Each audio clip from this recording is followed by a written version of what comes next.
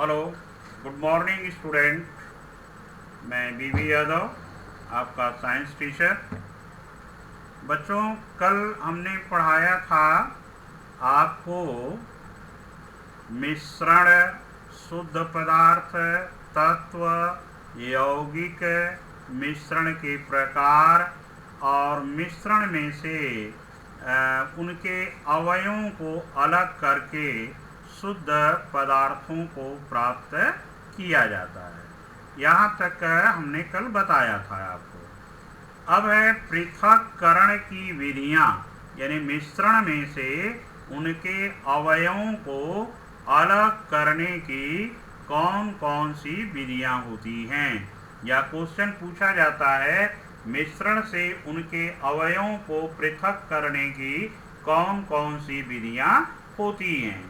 तो इसको बच्चों 4 या 5 भागों में बांटा गया है विधियों को। पहला है ठोस पदार्थों को ठोस से अलग करना, यानी ऐसा मिश्रण है जिसमें सभी ठोस पदार्थ मिले हुए हैं और उसमें से जो अवांछनीय पदार्थ हैं उनको अलग करना होता है। दूसरा है अघुलनशील ठोस पदार्थ को द्रव से पृथक करना।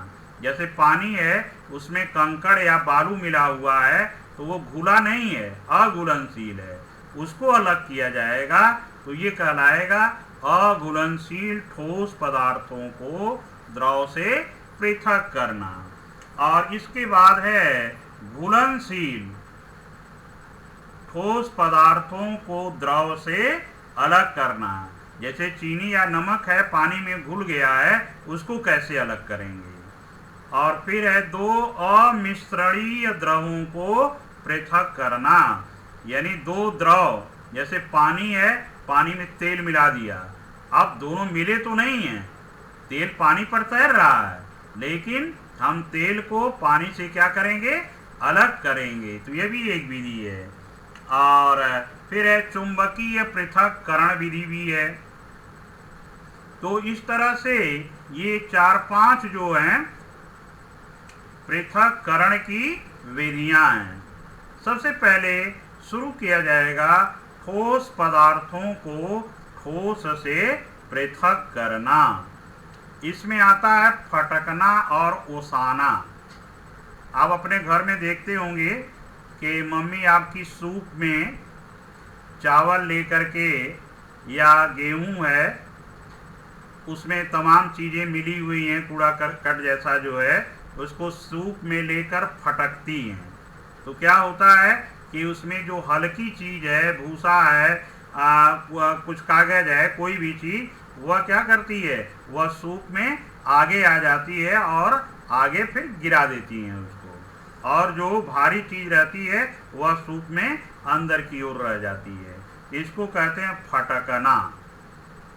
और इस तरह किसान जो होता है, गेहूं की थ्रेसिंग हो गई है या चावल है, धान को कूट करके चावल निकाला जाता है तो उसमें भूसी आदि मिली रहती है, तो क्या करते हैं कि उसको एक बड़ी डलिया या दौरी में ले करके और खड़े हो करके और उसको क्या करते हैं, हिलाते हैं इस तरह से।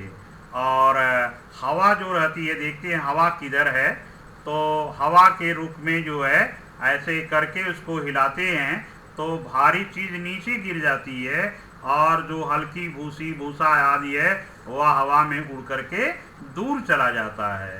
तो इस विधि को हम क्या कहते हैं, ओसाना कहते हैं। तो ये ओसाना कितने लोग देखे हैं? अगर घर पर अपने गांव में अगर देखे होंगे अनाज को ओसाते हुए, तो आप समझ जाइए कि ये ओसाने वाली विधि है। और घर में तो रोज ही देखते हैं मम्मी को अपने कि सूप से कैसे फटकती है और उसमें की गंदगी बाहर निकलती है और शुद्ध चीज़ अंदर रह जाती है सूप में। तो ये ठोस है सब, और ठोस में से जो हानिकारक चीज़ है, जो अवांछनीय चीज़ है, उसको अलग किया जाता है। इसके बाद है बच्चों थ्रेसिंग। थ्रेसिंग जो होती है, कितने लोग इसमें गांव में रहते हैं, गांव में देखे हैं, गेहूं की गर्मी में थ्रेसिंग होती है कि गेहूं का जो काट करके पौधा घर पर आता है और वो सूखा रहता है, थ्रेशर मशीन होती है और बाली की तरफ का भाग उसमें डाला जाता है और मशीन चलती है, तो उससे क्या हो जाता है कि उसका जो भूसा है और गेहूं है वह गेहूं वहीं गिरता और भूसा दूर चला जाता है, तो उसे भी हम जो है इसको थ्रेसिंग कहते हैं। धान वाले में भी होता है कि धान काट के आया, सुखा लिया जाता है और किसी लकड़ी आग पर उसे पीटा जाता है, तो पीट करके अनाज को अलग और पौधे को अलग कर देते हैं, पुआल को अलग कर देते हैं। तो यह विधि क्या कहलाती है? थ्रेसिंग कहलाती है। बीनना, ये भी आप घर में रोज देखती हैं। आप लोग भी कोई है इसमें जो बीनती है? क्या चीज? अरे दाल है, चावल है, उसे थाली में ले करके आप देखते हैं कि आपकी मम्मी क्या करती हैं, नाखून से ऐसे पकड़ पकड़ करके उसमें से छोटे छोटे कंकड़ों को क्या करती हैं, अलग करके फेंक देती हैं और चावल उसमें रह जाता है। उसमें सरसों पड़ गई है, उसमें कंकड़ पड़ गया है, तो उसको निकाल करके अलग कर देती हैं। तो उस विधि को हम क्या कहेंगे? बीनना विधि कहेंगे। क्या कहेंगे?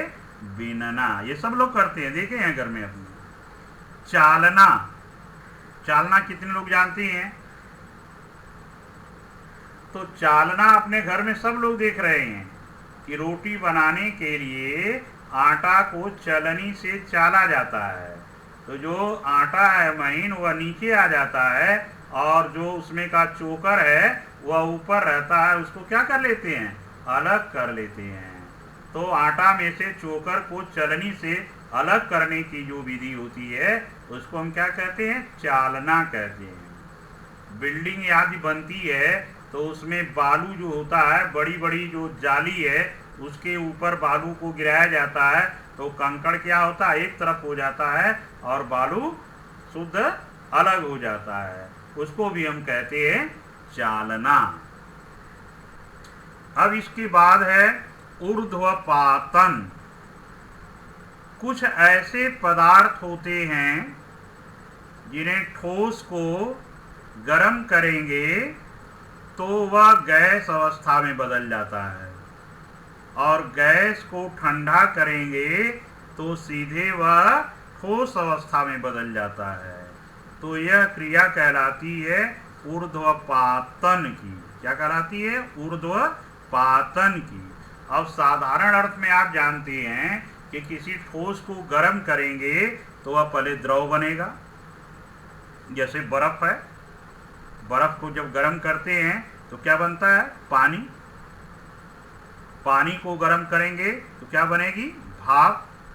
अगर उल्टा हम चलें कि भाप को ठंडा करें तो पहले पानी बनेगा, पानी को ठंडा करेंगे तो बर्फ बन जाएगा। लेकिन कुछ ऐसे पदार्थ होते हैं कि जिनके ठोस को गर्म करेंगे तो बिना द्रव अवस्था में आए ही वे गैस अवस्था में बदल जाते हैं, या गैस अवस्था को ठंडा करेंगे तो बिना द्रव में आए ही वह ठोस अवस्था में बदल जाते हैं। इसको हम कहते हैं ऊर्ध्वपातन की क्रिया। और ये सभी पदार्थ क्या कहलाते हैं? ऊर्ध्वपातज पदार्थ कहलाते हैं। इसका उदाहरण है नैप्थलीन की गोली है, कपूर है, आयोडीन है। भाई कपूर आरती के लिए आप जलाती हैं तो कपूर जलता है तो कहीं द्रव बनता है, पानी जैसा बनता है? उसमें नहीं बनता है, केवल उसकी वाष्प बनती है और वाष्प ठंडी हो जाए तो फिर वह सीधे ठोस अवस्था में कपूर बन जाता है।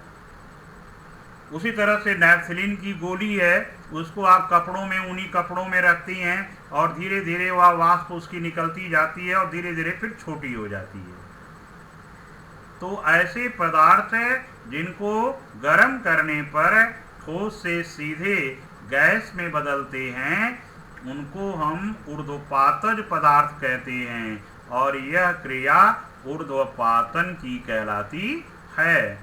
अब एक विधि है, जैसे एक क्वेश्चन आता है कि एक प्याली में कपूर और साधारण नमक है, दोनों को मिला दिया गया और फिर दोनों को एक दूसरे से कैसे अलग करेंगे।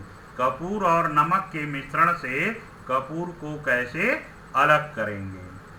तो यह ऊर्ध्वपातन विधि द्वारा इसे अलग किया जाएगा।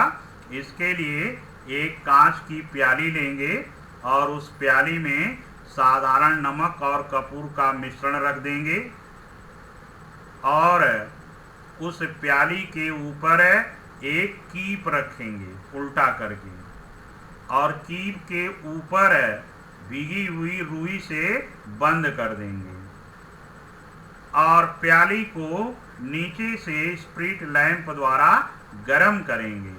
जब गरम करेंगे तो जो कपूर है वह वाष्प बन करके ऊपर जाएगा और वहाँ भीगी हुई रुई है ऊपर, उसमें ठंडा हो जाएगा और वहाँ पर फिर वह ठोस बन जाएगा और नमक उस प्याली में बच जाएगा। तो इस तरह से हम कपूर और नमक के मिश्रण से कपूर को अलग करेंगे। इसके लिए बच्चों देखो एक चित्र है, ये चित्र के माध्यम से आप समझेंगे इसको। ये देखिए दिखाई दे रहा है, ये कांच की प्याली है। कांच की प्याली के अंदर जो है क्या रखा हुआ है, नमक और कपूर का मिश्रण रखा हुआ है और उसे तार की जाली पर रख के स्टैंड लगा देते हैं और उसके नीचे स्प्रिट लैंप है। कीप का जो ऊपरी पतला मुंह है उस पर भीगी हुई रुई रख दे रहे हैं, लगा दे रहे हैं। अब नीचे जो स्प्रिट लैंप है इसको जलाते हैं और धीरे धीरे वह कांच की प्याली गर्म होती है और उस कांच की प्याली में क्या रखा हुआ है, कपूर और नमक। तो नमक तो वहीं पड़ा रहेगा और जो कपूर है वह गर्म होने पर ठोस अवस्था से सीधे गैस अवस्था में बदलेगा। तो भाप जैसे कीप में ऊपर जा रही है और जब ऊपर जाती है तो ऊपर रुई लगी हुई है पानी से भीगी हुई, तो वह भाप ठंडी हो जाती है और वहाँ पर कपूर जो होता है ठोस रूप में इकट्ठा हो जाता है और फिर उसको निकालकर अलग कर लेते हैं।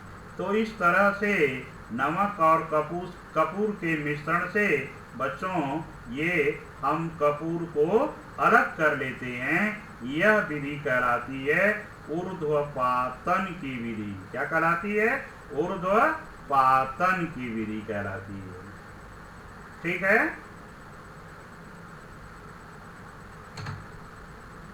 अब इसकी बात है बच्चों कि जो अघुलनशील ठोस पदार्थ हैं द्रव में मिले हुए, उनको कैसे अलग करेंगे। उसके लिए विधि है तल छटीकरण और निथारना। जैसे पानी है, पानी में मिट्टी है, बालू है, ये मिला हुआ है, तो आप क्या करते हैं, उस पानी को किसी बर्तन में रख देते हैं और कुछ देर तक रख देते हैं। धीरे धीरे जो बालू मिट्टी के कण हैं वह बर्तन में नीचे पेंदी पर बैठ जाता है। धीरे धीरे जब पूरा बैठ जाता है तब आप क्या करते हैं कि बर्तन को थोड़ा सा तिरछा, बिना हिलाए तिरछा करके और पानी को अलग कर देते हैं और बालू और कंकड़ जो रहता है वह बर्तन में नीचे पड़ा रहता है। तो इस विधि को हम कहते हैं क्या, तल छटीकरण या निथारना विधि। फिर है छानना।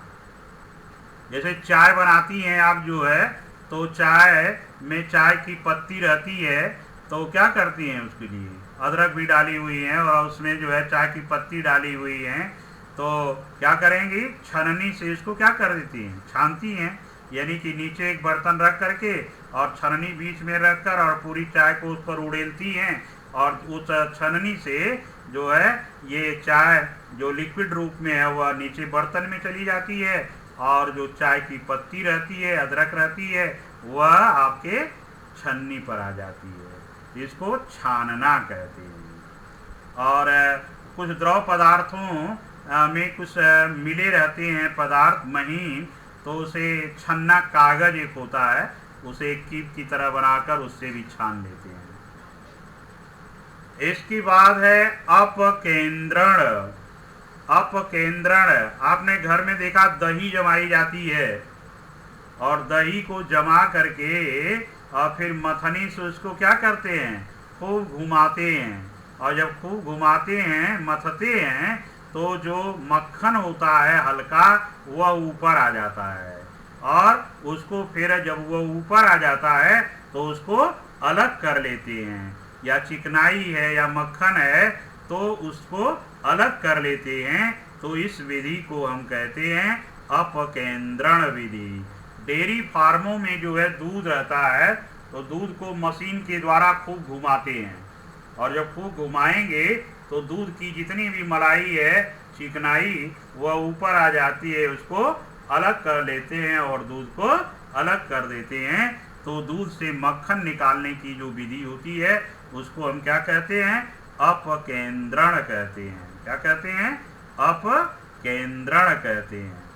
तो इस तरह से बच्चों हमने आपको बताया कि ठोस पदार्थ अगर आपस में मिले हुए हैं तो उनको कैसे निकालेंगे, और किसी द्रव में अघुलनशील ठोस पदार्थ मिले हुए हैं तो उनको कैसे पृथक करते हैं, इसके लिए इन विधियों को हमने बताया।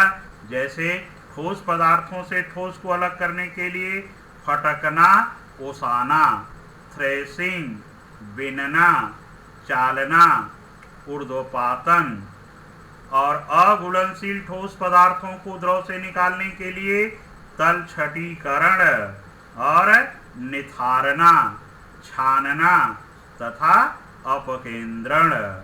तो इस तरह से हम मिश्रण में से अवांछनीय पदार्थों को अलग करते हैं।